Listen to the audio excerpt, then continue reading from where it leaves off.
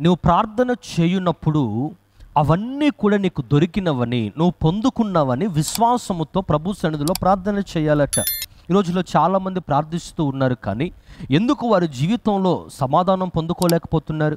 అడిగినవన్నీ కూడా ఎందుకు వారి జీవితంలో దేవుడు వారికి అనుగ్రహించలేకపోతున్నాడంటే, వారు ప్రార్థన చేస్తున్నారు కానీ ఆ ప్రార్థనలో దేవునికి విశ్వాసం కనబట్టలేదు. ఈరోజు విశ్వాసముతో కూడిన ప్రార్థన నువ్వు చేయగలుగుతున్నావా?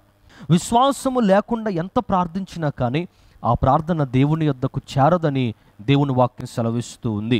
అందును బట్టి నీ ప్రార్థనలో దేవునికి విశ్వాసం కనపడాలి. నువ్వు ప్రార్థిస్తున్నప్పుడు అవన్నీ దేవుడు నాకు అనుగ్రహించాడు అని నువ్వు నమ్మినట్లయితే, నువ్వు ప్రార్థించిన ప్రతి అంశము కూడా దేవుడు నీ జీవితంలో సమకూర్చాడు, ఆయన నీకు ఇచ్చాడు అని నువ్వు నమ్మగలిగినప్పుడు, నువ్వు ప్రార్థించి బయటికి వచ్చే లోపులోనే నా దేవుడు నీ పట్ల కార్యాలు చేయటం ప్రారంభిస్తాడు. గమనించండి, ఈ రోజుల్లో చాలామంది సందేహముతో కూడిన ప్రార్థన చేస్తూ ఉన్నారు.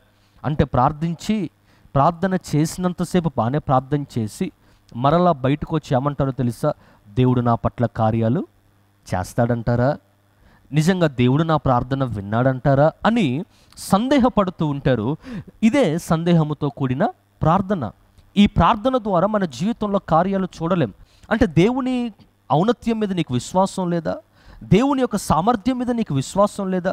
ఏనాడు కూడా దేవుని సామర్థ్యాన్ని, దేవుని స్వరూపం అధికారాన్ని తక్కువ చేసి మాట్లాడకు. ఆయన నీ పట్ల ఏదైనా జరిగించగలిగిన సమర్థుడు, గొప్ప దేవుడు. సందేహపడితే నీ జీవితంలో కార్యాలు చూడలేవు. సందేహముతో కూడిన ప్రార్థన నువ్వు గంటల తరబడి చేసినా నీకు సమాధానం రాదు.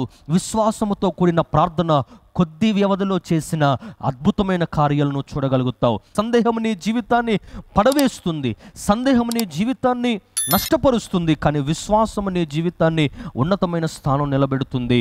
నువ్వు ప్రార్థించినప్పుడు దేవుని మీద విశ్వాసము కలిగి అవన్నీ దేవుడు నాకు ఇచ్చాడని నువ్వు నమ్మి ప్రార్థన చేయగలిగితే దేవుడు ఖచ్చితంగా నీ ప్రార్థన వింటాడు. నువ్వు ప్రార్థించి బయటికి వచ్చే లోపులోనే దేవుని కార్యాలు స్పష్టంగా నీ జీవితంలో చూస్తావు.